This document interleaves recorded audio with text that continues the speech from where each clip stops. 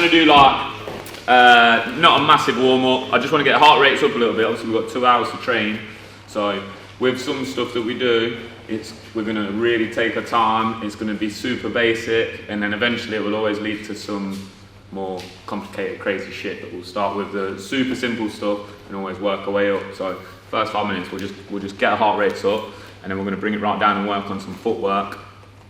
And the 2 things we're going to do in the warm-up's going to be quite long. Footwork and some head movement, yeah, so we can see where you're at. They're like your staples. If you're going to compete in MMA, they're like your staples of defense.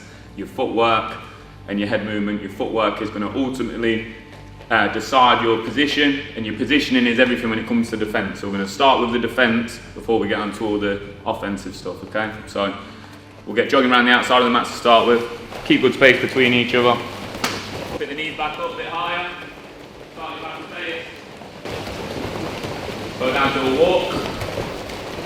Hands are high. Now moving into a boxing stance. So you move forward in your boxing stance. So I don't want my back foot kicking in loads to the other one. So I'm bringing my feet together. I'm pushing off that back foot. And I'm trying to land on the ball of the foot, but I'm stepping forward. Not my heel first. Ball of the foot first. So I'm always ready to push straight off if I need to. I want you to try and keep your feet moving, and every now and then just pump out 1-2. Try not to stop too much. You go at your own pace. Don't punch anyone in the back of the head. That's all I ask on this. Put a touch. Try not to let the hips rock about. Super slow we're trying to do this. I'm trying not to let my hips move. I want to be flat like a coffee table. Just getting the core switched on. Ready to take punches, kicks. Gonna pump out my straight shots. I'm trying to stick these shots out there so I just get full range on them straight punches. Other hand is coming back tight to my head. I'm not trying to go fast, trying to get these shots out nice and long. Warming my hips up, warming my shoulders up. Getting that other hand tight on my head at the point of impact. And this is all rotational. The rotational movement is just through this, through my shoulders and through my hips. I'm trying to be solid in my legs. Legs are switched on. Ain't got to be movement. Twisting my shoulders. Making sure my knees not turning in too much. I'm going to lose that solidness in my legs. I'm going to keep my legs solid. A tiny flare of the knees. Different to a bend. If I'm bending, I'm here. If I'm flaring, I'm pushing, I'm out. It's the tiniest little thing like that that's going to keep my legs switched on, especially if I'm getting low kicks, stuff like that. Hands behind my back, turning. Get this rotation dead warm. What we're going to use these for is just moving our feet in the right order, and then eventually we're going to use it to fucking trap ourselves and force ourselves to move our heads out without our punches, okay? We're not going to do that yet. So, if I'm with Josh, I want him to start with his foot in the middle of this ring. Yeah, he's in his boxing stance. So, see Josh's hips are facing there. Okay, so if his hips are facing there, if I'm always in, one thing I say to the kids, you got 2 lasers shooting at your hips. You want to keep them in between the lasers. Yeah, and that means basically you can rotate each hip equal amount, and he's turning his shoulders and his hips without losing balance. Let's say if his back foot kicks around too much or something like that. If his back foot, say, can't turn that hip properly. So we always want to be keeping the back foot for these drills under his ear. And if any of this stuff today is like different, some of the head movement will be different, footwork might be different to how you normally use your feet. Don't think of it as saying, that's shit, that technique shit, change it. You ain't got to change nothing, these are things to add to your game, yeah? So take what we say, if you like it, use it, if you don't, throw it away. You'll like some stuff and you might not like other stuff. So when I'm doing this one, I'm going to guide Josh in the direction that I want him with my hand signal. So if I signal this in this direction, he's going to step in that direction, his left foot will come out, so his right foot comes across as well, and then he's always going to come back to the middle there. That's always his return point. If I signal this way, steps to his right, always comes straight back. This is a reactional drill. Signal that way, go to his right. Signal that way, go to his left. Say step back, steps back out of the ring, always comes back to it. Say step forward, steps forward past the ring, always steps out, okay? This way, this way.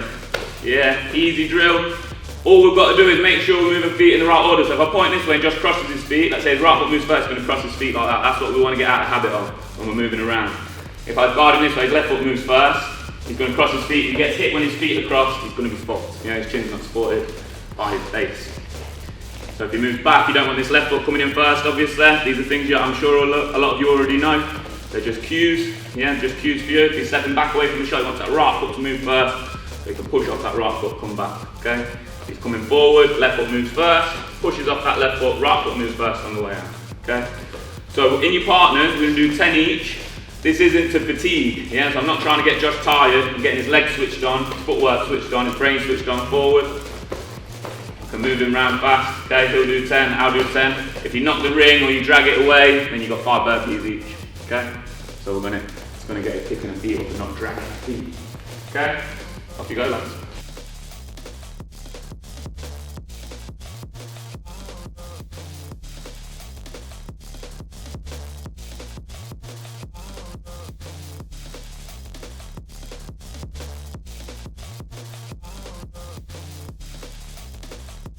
Different points. I'm concentrating. I'm going to turn it into a push of the balls of the feet. Is that your concentration phase?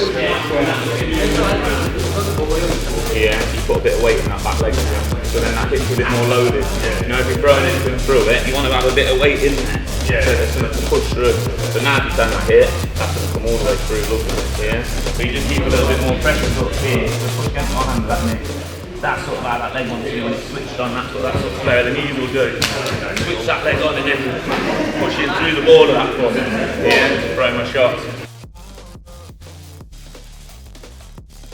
Explaining to like a little bit of a common theme on that drill was losing sight of the back foot. So if I can lose sight of Josh's back foot, the further I'll go this way, if he's just saying in a sense, the further I'll go this way, the harder it becomes for him to rotate his hip into that right hand, okay? So if you ever lose sight of someone's back foot in sparring or in a fight, that's a good indication you're moving yourself away from their best shot if they're right-handed, okay? Obviously if they're left-handed, vice versa. So the more I can see of Josh's right leg, right foot, the closer I'm going to be to his punch, the harder it's going to be to defend him. So that's where the positioning aspect of the footwork comes in that we were talking about. Before I get to use my hands to parry, yeah, or my head to slip out the way of punches, my positioning is my first line of defence. Where I am will depend on what shots are going to be more dangerous. If I'm moving this way, the right kick, the right hand are the dangerous shots because I've not got time to see them come in. My weight's on this leg, so it's harder to block and move. I can only do one or the other when it comes to blocking and stuff, so we're not going to add any movement in yet, but if you do find yourself losing sight of your back foot, square your hips to your partner so you're in a good position to counter all the time, okay? Because as well as working defence, this is ultimately going to suit your style. If you're like, well, I'm not a defensive fighter. If Josh is slipping inside my jab and whipping a right hand over the top, boom, that suits someone coming forward, walking someone down, yeah? If he's laying back from my jab and countering with the right hand, that suits someone who's going to counter, be more on the back foot. So everything we do will have different aspects where you can make it work for your game. So the way that we're going to move our heads is sort of from the torso up, saying how we wanted the legs switched on. See how Josh's legs are switched on here. He's ready to either move his head or move his feet, okay? MMA, we've not got the big gloves to block with, so this is what we've got to use to defend ourselves. So it's a hinge at the hips, okay? And he's not losing sight of a shoulder at a time. So when Josh does that slip there to the outside of my jab, I'm not seeing the back of his shoulder. Okay? If Josh shows me the back of his shoulder when he slips and he rotates like this isn't wrong, okay? But there's only going to be one shot that's coming next, and it's going to be off his right hand, okay? So if Josh slips like this, just a hinging at the hips, he can slip outside the jab, okay? He can slip and counter with the right after, okay? He can slip inside the jab and jab me at the same time, okay? If he's going this way, sorry, outside, that was my fault. So he's got loads of options if he's slipping this way. It's not just one shot that he can hit me with. If he turns his shoulders when he slips, that's when he loses that availability. He can't throw the jab from there, he can't throw the left hook from there. Okay, he's got no torque for it. So all we're going to do initially is we're going to either slip outside the jab, we're going to lay back from the jab, or we're going to slip inside the jab. So if I'm jabbing Josh and he slips outside, okay, he's outside away from this right hand, okay, he's got good counters from there, he's moved away from a power hand, okay, he's not moving his feet, he's just hinging at the hips. If any of you lads who train like weightlifting, like an RDL, think of that sort of isolated movement where we're moving from the torso up. So he slips outside, okay? The layback is the only point you're going to adjust your feet for. He's going to just turn his back foot in slightly and pull it back ever so slightly, pops his hips forward, and that's what brings his shoulders back, okay? That little pop of the hips is what we're looking for on that, so we can get a fast counter over the top. So we've got the slip outside the jab, we've got the layback, Okay, and then we've got the slip inside the jab. Slip inside the jab is more risky because you're slipping towards the right hand, but there's some fast counters you can get up there with the uppercut, screw, body shot. Okay. There's also, when you're slipping inside, the option of whipping a shot over the top. Okay, and we'll go over everything, but to start with, we'll just get the head moving. So I'm going to go one shot at a time, and Josh has got the option. It's important that I throw at his head. Otherwise, if I'm throwing over his shoulder, he's not going to get the accuracy. I'm just lying to him. I'm just keeping it tempo. I'm giving myself at least 2 seconds in my head so that I'm not rushing him, because this is about timing. It's not about doing it in a choreographed sense. We'll start slow, and then by the end of the round, I'll be putting a bit more meat, tiny little bits of movement from myself. Okay, but taking the time to begin with. Only the jab, the lead hand. Okay, if you southpaw, the right hand. Okay, is there any southpaws in the ring? Alright, so one person put in the ring, moving the head, and we're going to call when to change. Yeah, take at least a couple of seconds between each one, and then pump it out.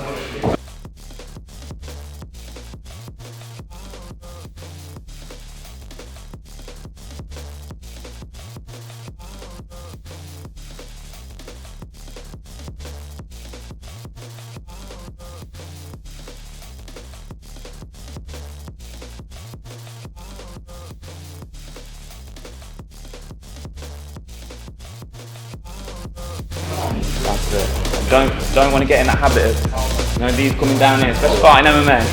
You ain't got the big gloves to cover you. These have got to be here. As you slip, that's it. Pump, that's it. Really push that right hip out. Yeah, that's it. But don't let this turn. So it's more like this, but your hips will push out as I do that. Yeah, so it'll go there like that. Okay lads, so this is, again, like I said, very repetitive. You string it down to the basics. It's a lot of the same thing, but you've got to, if you're going to do this sport, you've got to fall in love with doing the boring stuff over and over again, doing the drills. Because no matter what, even if you're someone who's just going out there, it's not the best tactic, but if you're just going out there to fucking stick it on someone in one round and finish them off, that's all well and good. But if you don't finish them in that first round, but you nearly do, and you need a little bit more, second round you come out there fresh, and you've got no defensive tactics to carry through that round, and you just got to tough it out. And how many times are you going to tough it out? Not many people got it in them to tough it out when they're completely gassed. So when you're completely gassed in a fight, you're only a minute away from moving your head, moving your feet correctly, and then you've got your gas tank back. Yeah, you've got everything back underneath you. Your feet are feeling all right again, legs feeling all right again. But if you've not got them defensive skills, sort of weather the storm, you don't know how to do it, you've not practiced it over and over again, then it's not going to work when you've got that pressure of the lights and whatever else. So drilling these over and over again is important. We're just going to slip to the inside of the jab. If Josh slips to the inside of the jab, 2 shots are going to work, or the left uppercut or the left screw. It's up to you how you throw it, okay? I like the uppercut on this because it's just a quick whip of the shoulders and it's a fast counter. And if you're doing it, if someone's a bit slow to let the 1-2 off, or they're just plodding a little bit when they jab, and you just sat back, watched it a couple of times, and the next time you come in, you slip inside, boom, pick the head up. Good one to follow on with your own shot after for the right hand. Other shot we're going to throw is one we call beat the jab, okay? Beat the jab is where we're slinging the right hand over the top of it, okay? And Josh is whipping that over the top of my shoulder. He's bringing his head offline, over that knee, not past his knee. If his head goes past the knee, he's going to lose his balance, okay? Whether it's forward, to the side, whatever. So it's the same slip we've been working, just do the slip, okay? Do a few of the slips, and now I'm going to let you move around your ring. So the other man's got to square up. Josh can slip it many times as he wants, but he's only going to counter on the inside, and he's only going to throw either the uppercut or beat the jab. See how they're controlling it, but still give me a little bang on the shoulder, okay? That's just going to help us get the timing on the shot. Got the uppercut there, I can just keep that glove there for him. Just move around him a little bit, tiny little steps. And he's just working them inside slips. He can still slip to the outside. Okay? Everyone good with that? Right hook over the top, or left uppercut or screw shot, both on the inside. We'll tell you when to change it over.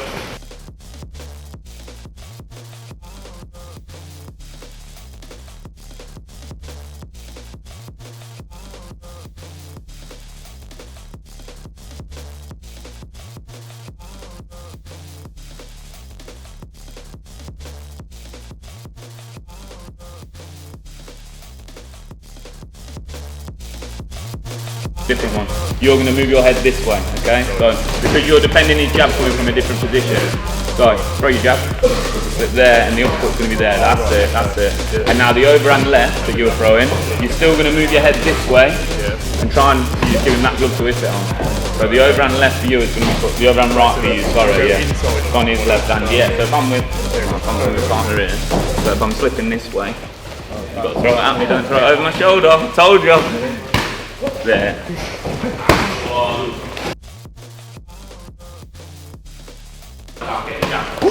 There.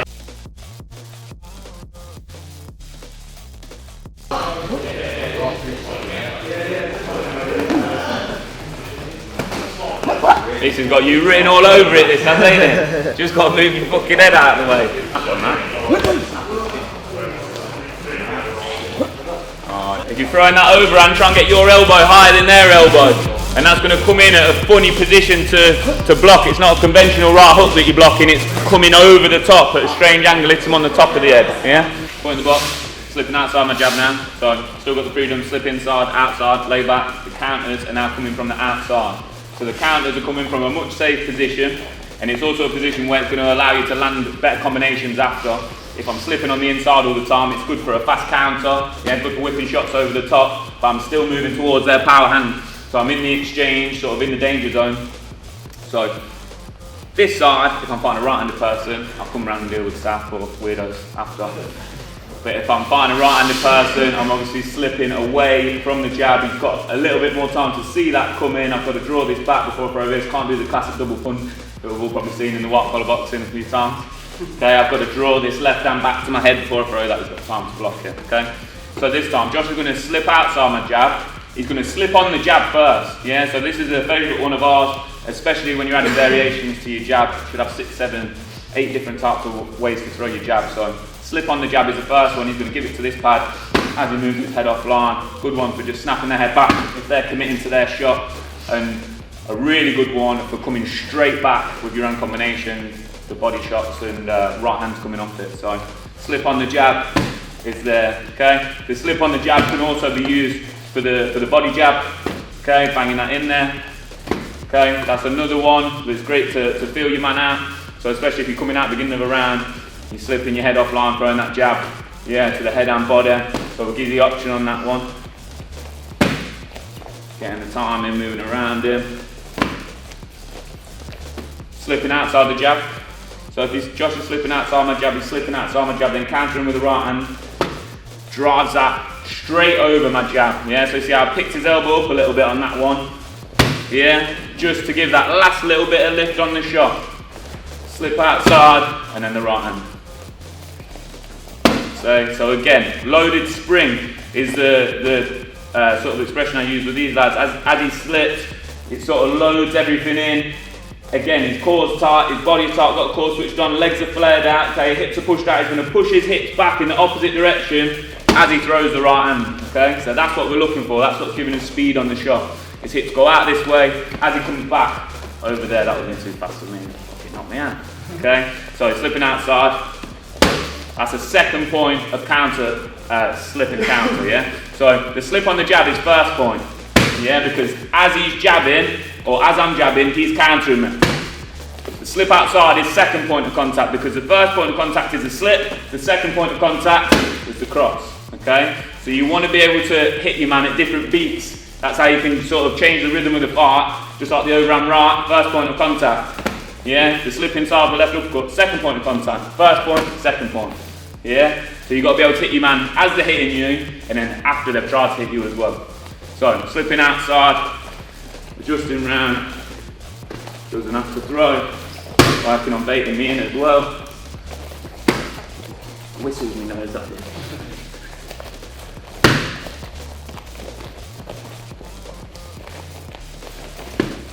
So we can make the drill a bit more live now, so now we've warmed into it.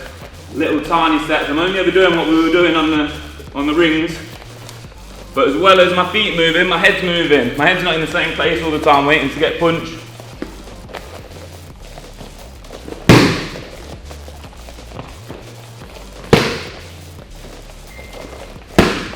Okay, everyone good with that?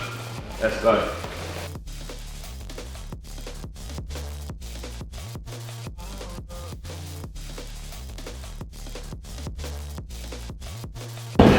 Is that a fresh trim? Fresh trim for you ladies at home. I mean, I love you, Jamie Lee.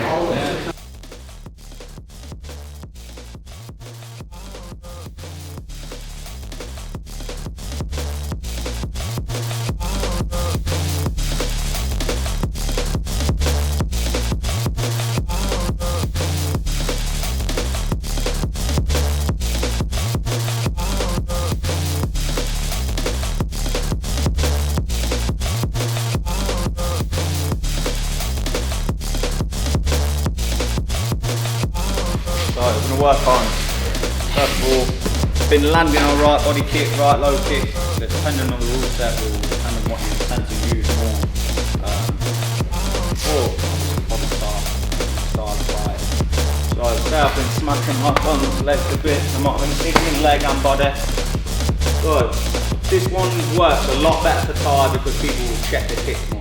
Okay, so if someone's got bad balance when they're checking, and I've been kicking them with that right leg, they're starting to get the timing of that lift and block on my body kick. But he doesn't hold it up for long. So all we're going to do is take a tiny step out to our left.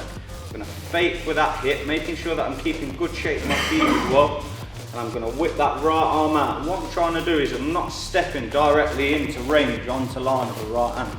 I want to take myself offline of my opponent, draw that check out of them, and as soon as I fake that kick, their leg's going to be up. I've got to time that kick as their legs dropping back down to the floor. Twitch that hip, and then from there just reload that hip and shoulder and score the kick straight across the body. So, you might be throwing low kicks and body kicks and chopping, scoring. I try and draw that reaction out of them now, fake it, and then score as that leg's coming back down. So, the next option, someone's got slightly better balance. So if I go to fake and kick and he holds it there, and he still gets that check in place. All we're going to do, from there, fake that right kick and then walk across to kick off the other side. So, we kick. Other person, obviously, just taking it on the arms, working on our double block. You're not going to kick each other's elbows, so keep that left hand tight to your head. That right hand comes across to support. Switch that hip, sell that fake. If I'm not committing to this, I'm not going to draw the reaction out of my opponent. Really sell it, and body kick. Step out to the left, make sure you're not stepping in on that fake. Tiny step in, whip that left body kick across. The only thing, like I say, is obviously if you're kicking the leg a lot, lads who fight MMA more and compete MMA more, you always get this in MMA because the wrestlers trying to drop down and people just don't know how to take them over. They don't know how to check. If I'm kicking the leg, someone's going to be trying to drop that hand. So a real nice one. So as I fake that leg and I draw that hand drop out of them,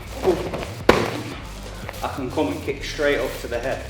All you've got to do is draw that reaction and see that they're starting to drop that hand for the shot or spot where the gap is for that counter. So if I'm not kicking that leg for him and he's not checking and he drops that hand, fake it, kick straight up, catch that head kick. Okay? Have a work on either three. So throw one kick, then fake that right kick and go right kick. Fake that kick, walk on, and left body kick. We've got that? So the block will just happen.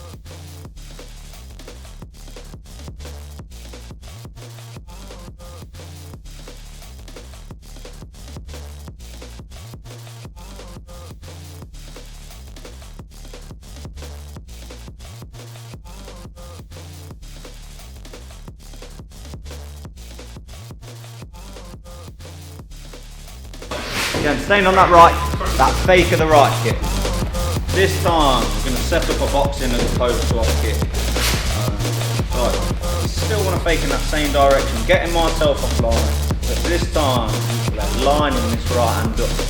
So, again, been kicking, whether they're checking or dropping that hand to catch now, it's not bringing that right hand across. So as I fake, drops his hand, I'm just going to crack that right hand straight through the middle after I've lined myself up. So I should get my back foot not in line with his lead foot, straight down the centre of his feet. as I fake here, as I reload that shoulder, that right hand comes straight down the centre. So I'm going to fake that right hand, fake that right kick, go right hand and finish on the body kick this time. So fake, fire that right hand down the middle, then must score my kick to finish. So first option, same fake, make sure you're not stepping into your opponent. Step out to the left, line that shot up, punch. My other option, as I fake, again, he's either on one leg checking or he's dropping his hands to catch. So as I fake this right kick and I've come out to the left, I'm going to take a tiny step in and loop that left up right around the back of his guard now. Forming into my right kick. So, taking myself offline, you've got the fake, right hand, right kick, or fake that right kick, taking yourself offline, step in, I've pulled my left shoulder back, all I've got to do is take a tiny step in, and as I do, whip that right shoulder, and swing onto that right kick. One more on each. Fake, right hand, right kick, or fake, left up, and right kick. We've got that? Let's have a look.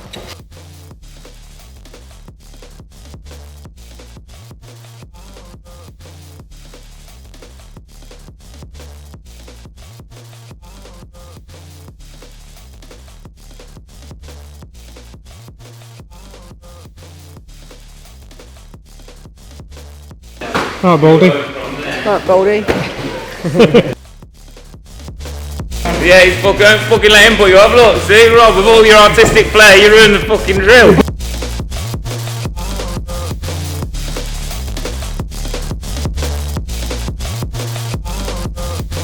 Make it work for yourself. Find out which bit's going to work for you best and how you can mix them into your game. Again, you're not going to take everything away and fit everything perfectly in what we've taught you today. But at least take a couple of bits, squeeze it in and make it work today, and keep working on it over time in the next few weeks. Really try and improve it into your game. Okay? Alright, new partners, let's go again.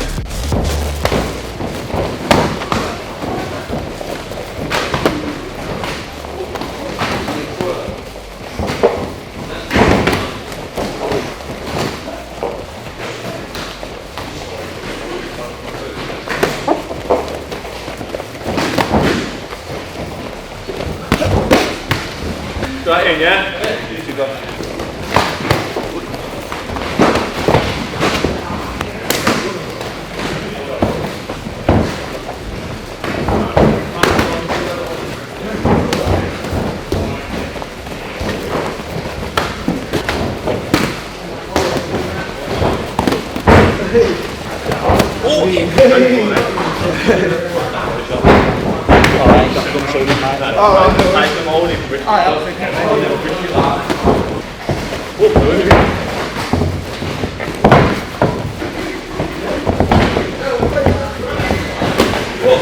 Okay, everyone, just come in, we'll finish off. So, cheers for having us, class. And I think from the start of every round, of everything that we worked on, by the end of the round, a lot of you had different experience levels in the room, but a lot of you had it bang on. You took your time, you drilled it well. Tried to give you useful stuff that's going to apply, because it will come down for the striking. We want to make it suitable for MMA. So we've been coaching now for 10 years in striking, Thai boxing, K1, but from an MMA gym. So we've sort of had to learn to blend the styles so that one size fits all sort of thing with the style of footwork and the style of striking. Remember, on all the stuff that we did with like the head movement, Josh moving his head, all these slips and counters that you've got to get your second point, first point off, these are also wicked entries for your takedowns. Yeah, for coming in. If you're not someone who's looking to strike, you can at least use your defensive skills to set up your grappling exchanges and stuff like that. So try and implement that when you come into your live MMA rounds. And yeah. Line up, lads. We'll finish off like we do at the tile class. Just everyone line up side by side, and we'll give each other a bow.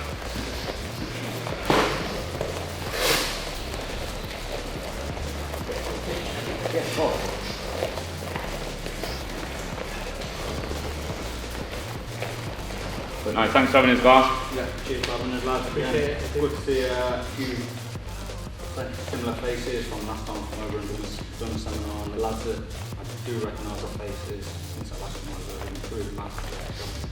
Yeah, good to see you lads, obviously new lads. Cheers for coming down. Hopefully you all enjoyed it, and again, hopefully you've all at least took something that you really liked, really found worked well.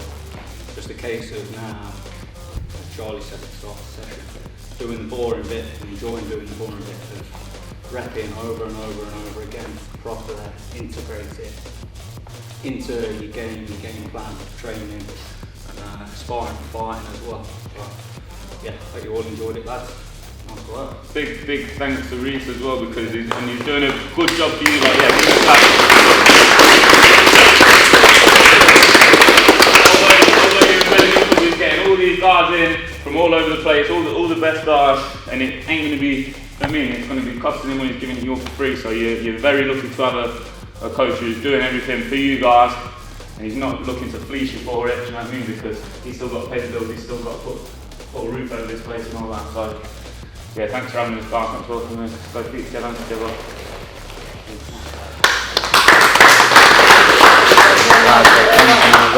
Nice work, bro. Well done. You follow me, shake everyone's hand. Yeah.